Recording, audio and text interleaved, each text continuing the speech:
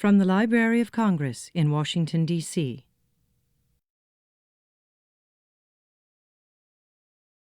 Mary, I am the introducer of a fellow Southerner and pleased to do that. My name is Andrea Roan.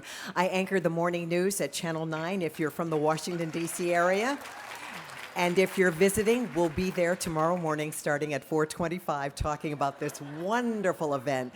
And what a glorious afternoon this is. You don't want to hear a lot from me. You want to hear from our first author. She is a daughter of the South, born and raised in Mississippi, lives in Arkansas, but her books are read and devoured by fans worldwide. Charlaine Harris has given us such entertaining characters as Aurora Teagarden, Lily Beard, Harper Connolly, and of course, Sookie Stackhouse, which in turn gave birth to HBO's True Blood. She has been rewarded with countless nominations and awards, including the Agatha Award for Best Novel, the Anthony Award for Best Paperback, a Locus Award nominee for Best Fantasy Novel, and winner of the first ever Straight for Equality Award for Literature. And I bet you didn't know Charlaine Harris is an Olympian. Oh, or at least that's how she feels being here at the National Book Festival. So please give a gold medal welcome to New York Times bestselling author Charlaine Harris.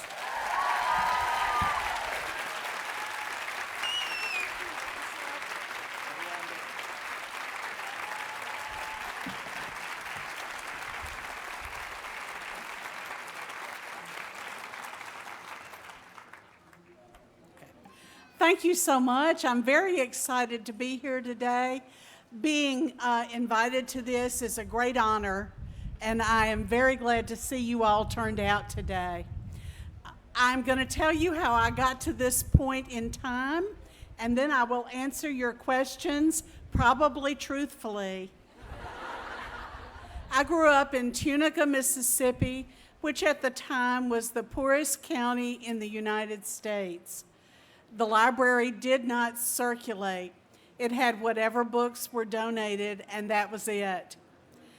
Growing up in a society that has free and circulating libraries is a tremendous privilege that we should not ever take for granted.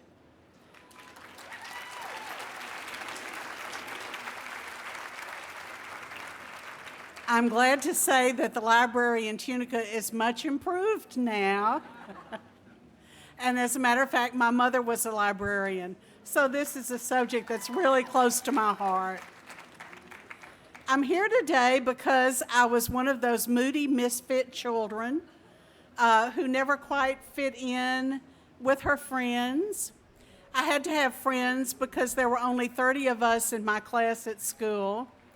But I always had the typical feeling of being misunderstood, of being an outsider, and of wanting to live in a bigger world. Luckily, I was able to do that. I went to a wonderful college. I graduated with no marketable skills whatsoever. I went to work for an offset newspaper in a dark room making $1.60 an hour. And when I got a nickel raise, I was really excited. When I married my current husband, of 33 years, he gave me the opportunity to stay home and write full-time, and today is his birthday.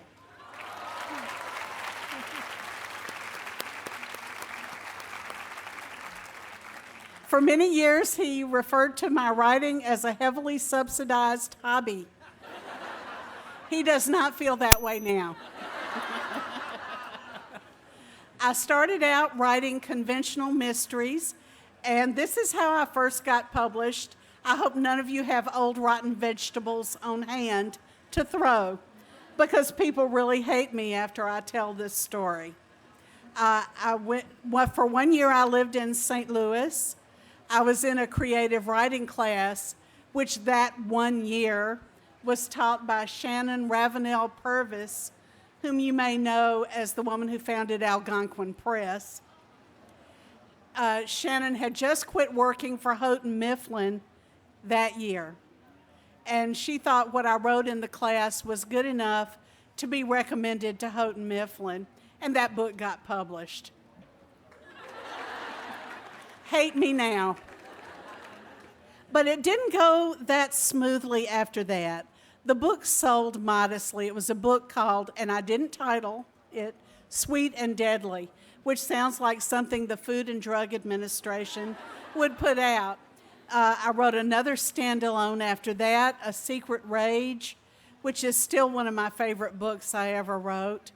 But after that, I started having children, and honestly, it was like no one else had ever had children before. I was late in life starting a family, and I just rolled in it, and I didn't work for about 5 years. I was so miserable after that I thought, I have to write. I felt like I was in a box. Unfortunately, by then, Houghton Mifflin wasn't really that interested. I didn't have an agent. It had never really occurred to me to worry about this because things had been easy for me. But I had a really good writing friend named Barbara Paul who wrote some amazing mysteries and some amazing science fiction. And she said, well, my agent might take you on. So I talked to him on the phone, sent him copies of my old books, sent him a copy of the book I was writing then, and he is still my agent. I've had him longer than I've had my daughter. So, and his name is Joshua Bilmes. He was with Scott Meredith then, which is a huge agency, but now he's formed his own agency called Jabberwocky. In case you were thinking of asking me, that's where he is. Also, that year, I got the first Aurora Teagarden book published by Walker, which at that time was still publishing mysteries.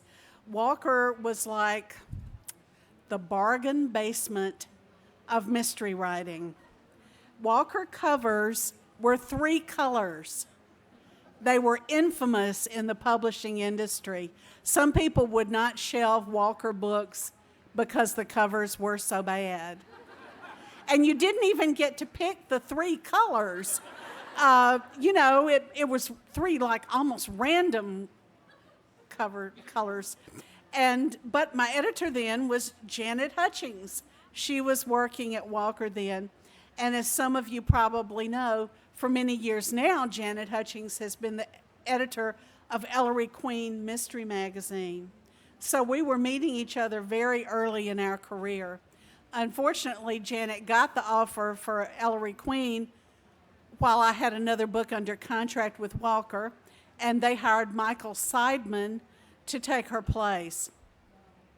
He is a well-known mystery editor, and a lot of people have had wonderful experiences with Michael, but what can I say? We just hated each other. So I wrote my second book under contract with Walker pretty much to get out of the contract, and I'm afraid the book kind of reflects that. After that, I was lucky enough to move to, I put an Episcopal priest in the third Aurora Teagarden book, and very fortunately for me, Suzanne Kirk at Scribner had just married an Episcopal priest. Serendipity again. So I got picked up by Scribner for a while. The Lily Bard books were picked up by St. Martin's. But then, stuff happens. Suzanne had to cut her list by 50%, and her handwriting was on my wall. So I got cut. I lost my paperback deal for the Lily Bard books, which effectively kills the series. So I was thinking at that point in my career, what shall I do? And I thought, why don't I just write the book I always wanted to write? It would be great if I could appeal to a broader readership than just mystery readership. What about if I had an element of the fantastic, and then I would pull in science fiction readers? What if I had an explicit sex scene and drew in the romance readers? Honestly, I would have put in directions on assembling an engine if I had thought it would help sales. But the result turned out to be Dead Until Dark. Well, thank you. That was not the initial reaction at all the publishing houses. My agent tried to sell Dead Until Dark for 2 years. Yeah, I know. Is this not a neener moment? After that 2 years, John Morgan at Ace decided it might be good because they were also publishing Laurel K. Hamilton, who was also writing crossover books. So Ace kind of cornered the market on crossover very early. Following true to the pattern, John Morgan then left Ace. My editors almost always leave, but now my editor there is Ginger Buchanan. I've had her longer than I've ever had any editor anywhere. I mean, she didn't leave to go back to college. She didn't leave to get married. She didn't leave to work in the comic book industry like John did. She didn't leave to become a lawyer. So Ginger and I have been together now for quite some time. I'm still with Ace. Luckily for me, thanks to the success of the Sookie series, all my books are back in print and easily available for purchase. And after about the 5th book in the Sookie series, I had 3 offers for movie rights, which is enviable also. And one of those was Alan Ball. And my agent said, you have to talk to all of the people. So I did, though I was thinking, Alan Ball, unknown producer, Alan Ball, unknown producer, Alan Ball. But the day Alan called me, I'm sitting in my office in Arkansas thinking this is just the most surrealistic moment of my life. The other surrealistic moment was when Anne Rice friended me on Facebook.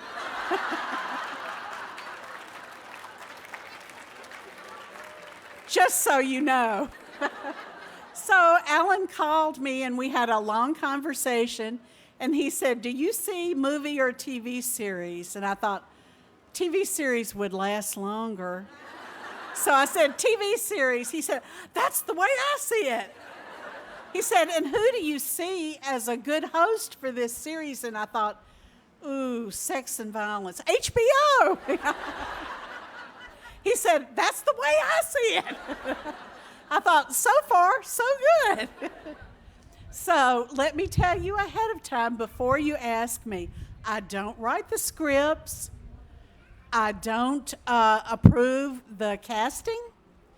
That is Alan's job, and he is more qualified than I am to do it. I'm not interested in writing scripts. I'm not interested in casting actors. He knows what he's doing. And I think the product on the screen has proved that. Yes, I don't mind that the story's deviating.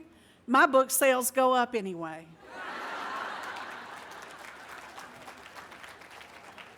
I'm friends with some of the actors, which is something else I never thought would happen in my life. And when you say, I can email Joe Manganiello anytime I want to. Pretty cool for a 60-year-old broad. Pretty cool. So I'm just happy with everything. As you probably know, next year will be the 13th Sookie. That will be the end of the series. But I'll start writing something else. I'm already writing the first book in a new series that will be coming out in 2014. So I just have reached the point where I've said what I had to say about Sookie, and I'm very determined not to keep on writing a series when I've run out of gas. I've written it. It's done. Thank you. readers keep saying, but you could write anyway. Well, yeah, I could if I wanted to run down the character who has done me so much good for so many years. So that's how I got here today, and I will be glad to answer your questions. You see these microphones? If you will line up at those microphones, I will alternate answering each one, and I will almost always be truthful. Hi, I was just wondering, who is your favorite character of all the characters you wrote? Who's your favorite to write? My favorite character to write, well, it's always fun writing Pam. She's so ruthless. I love writing characters who are totally what they are.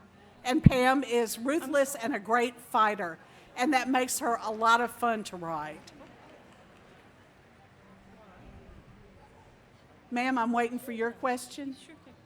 She's going to go first. Go ahead, honey. I'd like to know how you write.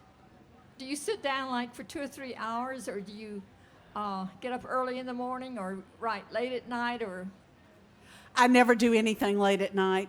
I'm very set in my ways. I get up in the morning, I go to work in my office. I work from 8:30 or 9 to noon. I take half an hour to an hour break for lunch.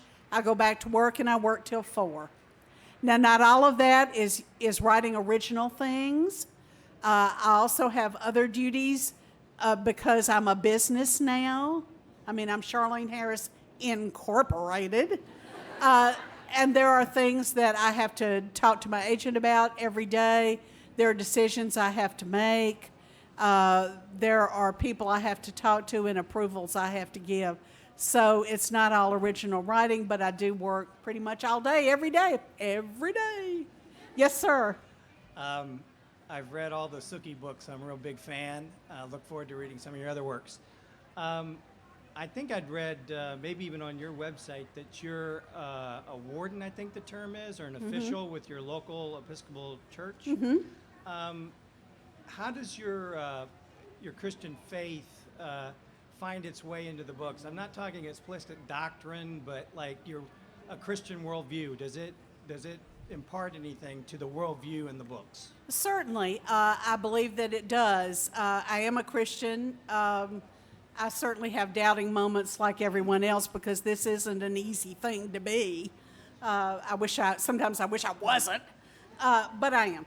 I think that Sookie's reflection on how she's living with the things she's done and what she's prepared to do to ensure her survival are my version of self-examination.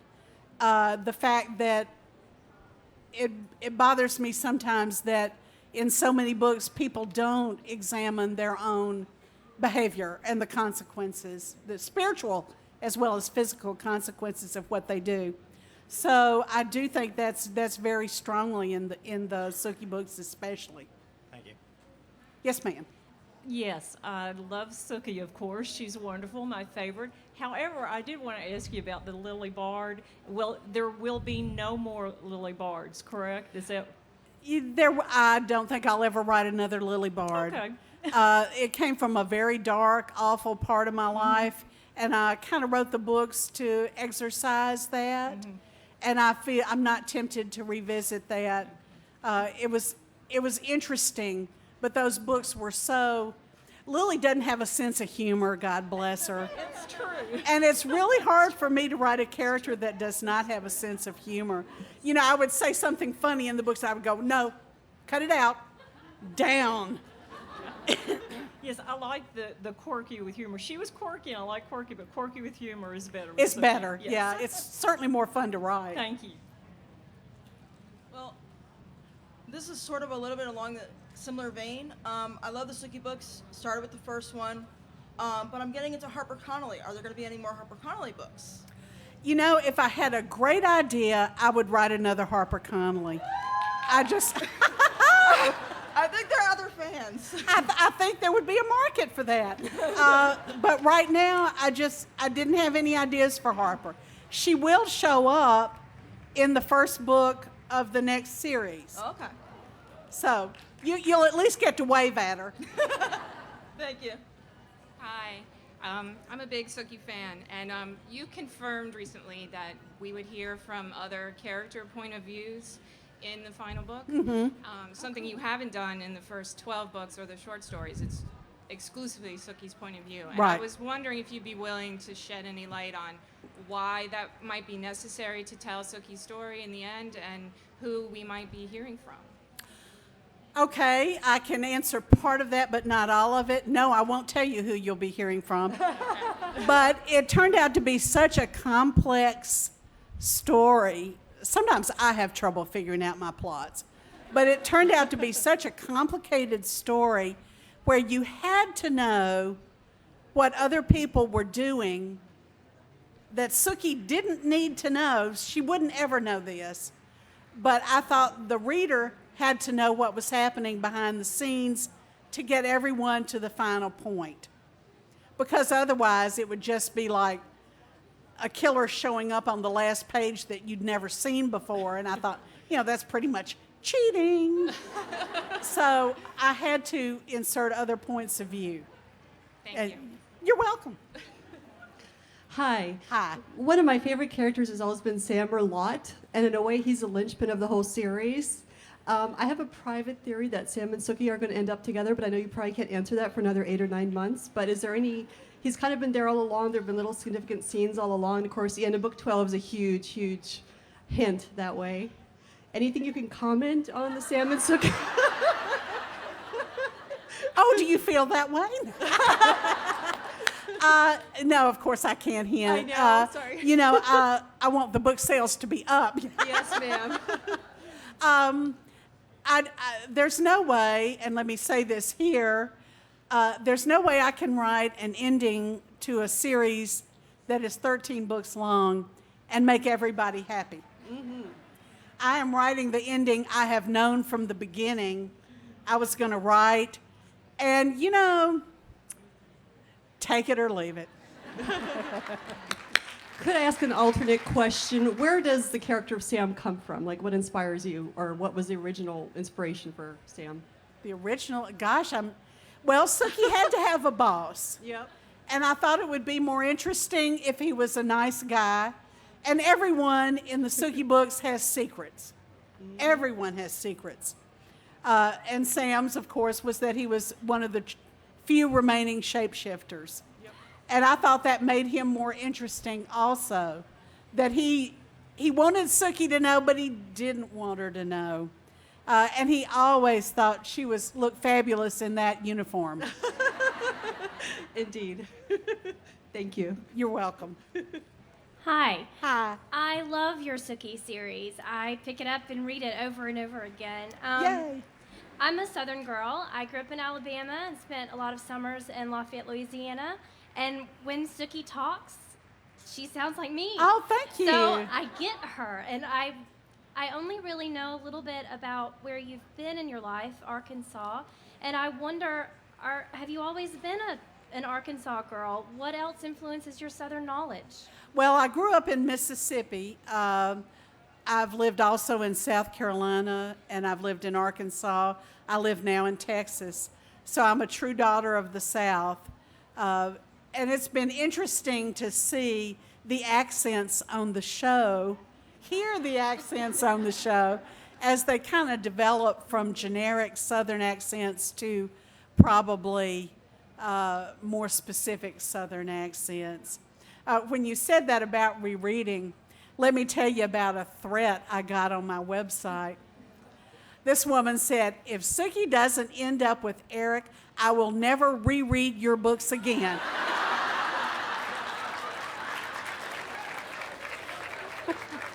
I thought, I guess I can live with that. I will not make that threat. You keep on talking that way, I will listen. Oh, thank you so much. Hi. I was just wondering if, because the show deviates so much from your books, are you able to just sit back and enjoy it like the rest of us? And how do you feel about the characters that you created living out these stories that you didn't create? I feel okay when I look at my bank account.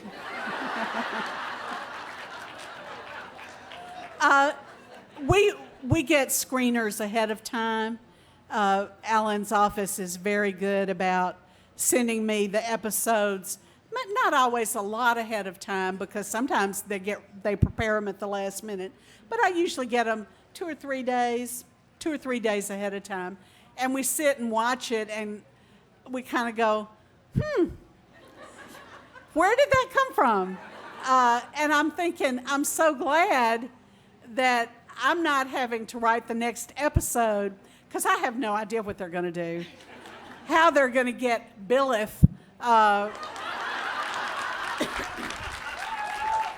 What they're going to do with that. We're sitting there going, okay, I'm glad it's not up to me. Thank you. Thank you. Hi. You know, writers are invariably readers, so I'm just curious if there's an author that you love that would surprise us that you would ever read that. Yes, probably. I always recommend books on my website. There's a feature called Book and Blog. I don't know if any of you visit. Thank you. I only talk about writers I like because there's enough. I mean, just read Amazon reviews if you want to hear unreasoning negativity. I don't ever look at those again anymore. They don't have to sign their name. I sign my name. There are lots of writers I just love. I'm a big Jane Austen fan. For example, Barbara Pym, love her books. One of my favorite books is Mrs. Gaskell's Cranford. I must have read that 10 times, so I think that's kind of weird. But I do read a whole lot of contemporary writers, and Lee Child is a big favorite of mine. The great thing about being me now is that I get to meet people who write the books that I love so much, and I'm just a total fangirl inside. Hi, Charlene. First, an observation. You're out here in the sunlight, and you really don't look like a vampire for the way that you write. It's kind of hard to do that. Now, the serious question, okay? You spoke, and a lot of writers have that, the outsider, the misfit when they're young. They use it almost to exorcise their demons, but at the same time, they're helping others. As a teacher for way too many years who encouraged kids to read anything and everything they could get their hands on, a lot of young people would be interested in your book for any number of reasons, either from the HBO, which they're not supposed to be watching, but they do, from the books themselves. So I really have a two-part question. Have you given any consideration? So many people are doing young adult, and I don't mean that, but those books do help, but going even more in that direction. And secondly, and maybe more importantly, have you run in, coming especially from the South, have you run into any censorship problems that you're aware of where maybe a teacher's written you or someone has written you saying, you know, I encourage the kids, and how would you respond to that? I have never heard from anyone who did not think my books were appropriate, which is good. A lot of young people do read my books, especially young people who feel a little alienated. I was really proud to get the Straight in Literature Award from at a great organizational banquet where they support gay rights. I think that's a very strong theme in my work, that people are all people regardless of their orientation. And please don't ask me if that was on purpose. People say, oh, there's a theme in your books. Did you write that on purpose? Well, yeah. I am conscious of what I'm doing. As far as appropriate ages for the books, people mature at all different rates now. I've seen people I thought were way too young reading my books, and I think that's where parental observation should play a very large part. Parents should be aware of the sexual and especially the violent content of the books their kids are reading, and they should form their own judgment about whether that's appropriate for their child or not. Generally speaking, I feel that if kids want to read, you should let them read.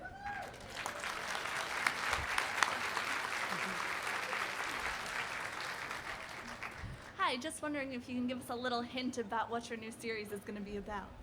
Well, I can give you a limited hint. The first book is called Midnight Pawn. Can you understand my accent? Because in Australia, they totally didn't get it. P-A-W-N, Midnight Pawn. And it takes place, it's set in Texas at a crossroads, because crossroads are always magical, of course. And it obviously, there's a pawn shop. It's going to be told from multiple points of view. Some of them are male. And it is going to have a small element of the supernatural. It's going to be a little more of a mystery. So that's what I can tell you about that. But it does have characters from every series I've ever written. Interesting. So that's going to be fun. Thank you. Hi, I'm a huge fan, and I just found out about 10 minutes ago that this is going to be the last Sookie book, so I'm crushed. If that's the last book, are you going to continue to do any short stories? I've read a couple in like the Death Takes a Vacation book collection. Are you going to continue to do Sookie short stories? No. Just done completely? When I'm through, I'm through. Okay. There is a new Sookie short story in, let me do my public service announcement here. That is my personal service announcement. I just had an anthology come out that I edited with Tony Kellner, An Apple for the Creature. And it's about schools and supernatural creatures, obviously. And the story in that is an original Sookie short story called Playing Possum. Okay. I will look for that then. Thank you. Okay. Hi, I'm Hi. a huge fan and grateful that you're here today. When reading the books, it kind of became out of nowhere when you went into the whole disaster preparedness, when there was the whole FBI and everything. Was that kind of breaking into what was going on in the country at the time or anything? How did that come, or was that just another kind of like, let's get some more reach out for different people as well? That book was, what was the name of that book? I know by numbers. I think it was the sixth book. The sixth book, probably. It had the word dead in it. Oh. That was my publisher's idea. It was, really, it just seemed a logical progression that if there was a hate group, they would target that hotel. And they would target it when there were the most vampires in it. And it gave me also the opportunity to write about a big explosion, which I'd always wanted to do.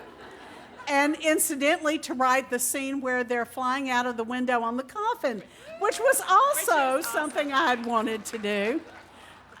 So I just felt really good about that. And I also wrote about that night from another point of view. I wrote a Dahlia Lindley Chivers short story about that, which is, I can't remember the name of the anthology that's in. Dahlia is my other vampire. It's so much fun to write about because she doesn't hold any reverence for anything human at all. It's fun to write about ruthless characters. I think that one other question is, when early on in the series, I had heard somewhere that you were kind of surprised by how many people like latched onto the concept of Sookie and Eric versus like Sookie and Bill. Yeah. Like you were shocked by that. I was. Really? Yeah, I was. I mean, it just seemed like a romance construct that they would like the alpha blonde. And I thought, but that's not the way I write. I write shades of, oh no, I'm not even going to say that. Forget that phrase. I don't write black and white. Great. Thank you so much. You're welcome. Hi. Do you feel that watching the HBO series influenced the way you write the characters or write the books towards the end of the series? Once you were starting to watch that, do you feel there was any influence from having watched that series in the way you wrote the books? At first he was showing what I had written in the past, so that was no issue. It was when he started deviating that I had to, every now and then I had to sit and think about whether it had happened in the books or happened in the movies, especially if it was a book I hadn't read in a while. And weirdly, every time I go somewhere and I've got a book with me, people would say, "Oh, you're not reading your own book?" And I'm going, "No, not so much. I usually read other people's books." So I don't always remember in detail what happened in a past book, which got me, and this is a side trip, okay?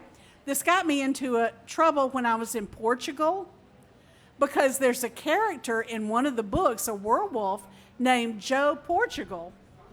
I had completely forgotten about him because he shows up and then he gets killed.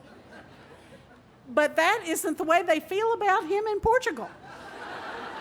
And they were saying, oh, what was your motivation for writing Joe Portugal? What was he like? And I'm going, I'm looking at my assistant and she's going, I thought, okay, come up with something really quick. I said, because he was so brave and strong. I'm sure they didn't pick up on that.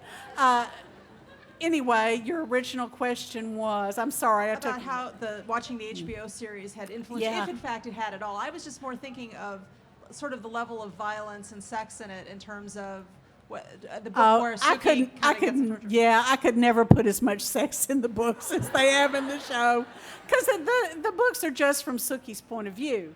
They're not from the point of view of all the other characters who have such very active sex lives in the show, and that is really the big difference between the show and the books. We see so many points of view. They've developed those characters a lot more, which I never had to do because I'm writing from Sookie's point of view. How did you decide the first time to put pen to paper to say, I'm going to write it down? Were you writing for an audience, or did you decide, I just need to get this out and on paper? You know, it was so long ago. I've been published now for 30 years. Yeah. Think of how old that makes me feel. Yeah. I don't really remember, except I was compelled to do it. I was compelled to write. I was sure that I would find someone who wanted to read it. If you want to write novels, you are compelled to find someone who will read them. That's all. And I don't think you can acquire the talent. I think the talent is born in you. If I trained for years, I could never sing opera. I could just become maybe passable better. And to me, that's the difference between a born writer and someone who learns their craft. Thank you. Does that make sense? It does. And I just want to say, I love watching Sookie read your books in the show. It's awesome. That is fun, isn't it? That's fun. Yes, sir.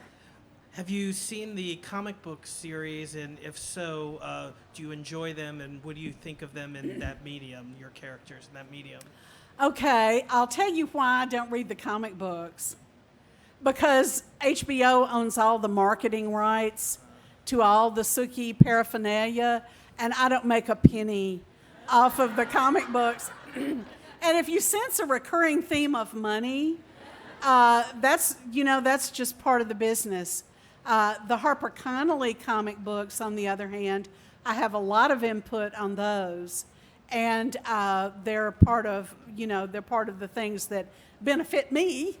And right now, Chris Golden and I are writing a comic book, a graphic novel called Cemetery Girl, which will be out next year, and it is original material. We're going to write it in 3 parts, and I am very, very excited. I've learned a new trade or skill, maybe. The artist is Don Kelly, and I have seen the first few pages, and I am just knocked over by this. It's going to be so good. Thank you. Thank you.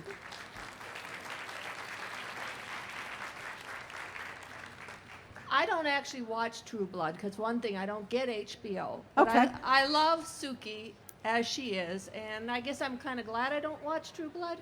But I also love Aurora. Thank you. Are you ever going to write Aurora again? You know, I always say I will if I ever find time. Finding time is something I haven't mastered yet. I know that. I seem to be pretty busy, but I would really enjoy writing another story about her if I could carve out 5 or 6 months. Okay. Thank you. Sookie is 13 book series. HBO loves it, and look at the success. Are they interested in any of the other characters you've created, even though those book series are much shorter? Not HBO, but I've had 2 options on the Harper Connolly books. The first, well, don't clap yet. CBS had an option. They passed. Sci-Fi optioned them. They passed. So now we're just, we're roaming around looking for a home for the very excellent script written by Cam Miller. And we're still hoping. I'm not giving up yet. And there's been some interest in Lily Bard also. So we will see what happens. For every option you get, there are I think 85% of options never come to anything. But we'll hope that the next one really happens. I'm not holding my breath. Yes, ma'am. Hi there. I'm a really big fan of the Sookie Stackhouse series because I love the crossover elements of it. And you mentioned earlier that when you were first thinking of the novels, you really wanted to pull some of that sci-fi audience, that romance audience. And you mentioned in your next book series that you're starting, it's also going to be a little bit of the supernatural. How did you decide when you were thinking about doing a crossover to go the supernatural route? Did you have some kind of influences or some kind of in, say, Buffy the Vampire Slayer or something like that? Oh, yeah. Who doesn't love Buffy the Vampire Slayer? What a wonderfully written show. I'm a big Joss Whedon fan, too. Love Firefly. Yeah. It just seemed to me like that would make it so much more fun. If I had people that had abilities that weren't expected, it would just add another dimension to the books. And I thought that would be not only challenging to write, but I would have to figure out how to make the reader believe. And I love a good challenge like that. Thank you. Hi. I'm in the middle of rereading the books for the 3rd or 4th time, and yes, big fan of the Sookie Stackhouse series. And I just wanted to know, everything just seems so perfectly planned out, and I didn't know if, it's very, I don't know, everything just works together so well, and I just wanted to know if you had planned out what the character's evolution would be at the beginning of the books, or if you just kind of let them develop on their own. I'm what's called a pantser. That's a writer who flies by the seat of her pants. I knew how it would end. I knew how it began. But in between, it was just like, chapter 1, page 1, who's at Sookie's door today? And it was always a surprise to me, too. The scene in Dead in the Family where they dig up the grave in the woods. I opened that grave 3 times with different people inside. It took me forever to decide who was in there. I'd dig it up, I'd look inside, I'd go, that won't work. Cover him back up. Dig him up again, look at it again. No, that won't work. So I'm glad you feel like it was all planned. That makes me happy. I covered my tracks. And sorry, along with that one, I guess I was specifically wondering, with Sookie being part fairy, I didn't know if you had decided that was why she was telepathic at the beginning, or that just kind of developed later on. No, that was a big surprise to me, too. Okay, thank you. You're welcome. Never try to talk and swallow at the same time. Yes. Speaking of the fairies, what kind of inspirations did you use when you were trying to develop how you were going to do the whole fairy culture and everything?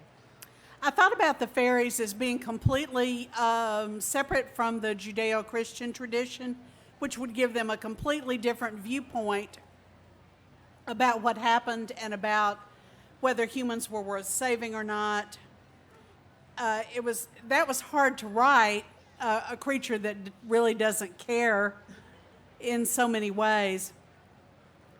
But I saw them as being really interesting and attractive, but very frightening. But I'll tell you, though, Nile has not been in the TV show yet. You know who should play Nile? Who? David Bowie. That would be awesome. Would that not be awesome? That would be perfect. It would be. You know, sometimes I get these flashes. David Bowie. Thanks. Yeah. Hi, Charlaine. My baby boy wants to say thank you for keeping Mama up for all those many times. I was born and raised in Georgia, live in D.C. My husband's from Jersey, so when we first started dating, he thought that Southern meant redneck or trailer. And one of the things that I really enjoyed in Sookie's character and in some of the other books is bringing the Southern element to life, especially Southern women that are prim and proper but can still kick your ass and bury you. What are some of the things that you enjoyed? And may I also add, I always laugh at Bill trying to say Sookie. Sookie. As far as the Southern culture, what are some of the things that you enjoyed bringing into? Because I never would have thought that I could read a Southern book about sci-fi. It was great. I thought it would be fun to write about a blue-collar character who had to make her own living, who had bills to pay. I was tired of reading books where the character never thinks about paying her gas bill, you know, or about whether she needs new curtains in the dining room. I wanted to anchor it in reality. And that was my way of making Sookie a real person, a real Southern person with a very low income and family ties. I wanted her to be a true, real character because I was going to bring in a lot of supernatural later, and I wanted to anchor that series in reality. So when I brought in the supernatural characters, people would go, "Oh, okay," and just go with it. Thank you. Thank you. Hi, my question is about the publishing industry. It seems that, especially since this explosion of the paranormal romance genre, that authors have to come out with 1 or 2 books a year sometimes, or 3. Is there pressure? Has it changed since you first started? That's my question. Well, yes. I think it all depends on where you are on the ladder. For so many years, I was stuck in the mid list, and there is a lot more pressure there because they won't, you know, they'll say, do you want to write a series about this? Do you want to write a series about that? And you have to go, not really. But when I started the Harper series, I couldn't see how I could write a Harper and a Sookie and get the Harper to take off. They didn't want to throw off the schedule for the Sookie books because I was doing a Sookie book every May. So the only option there was to write 2 books a year. So I did that for 3 years. And I've got to say that was 3 of the most miserable years of my life because normally it takes me about 9 or 10 months to write a book. That is my comfortable space. Rachel Kane, who is also Roxanne Conrad, has written 4 books a year for many years. And she just seems to be able to do it, and she worked full-time also. But I'm just not like that. I just am not that organized, maybe, or industrious. So my natural length is about 9 or 10 months to write a book, and I'm much more comfortable with that.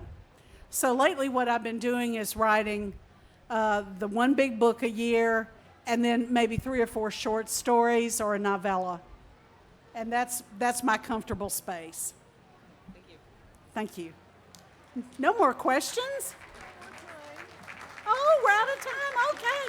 Well, thank you so much. This has been a presentation of the Library of Congress. Visit us at loc.gov.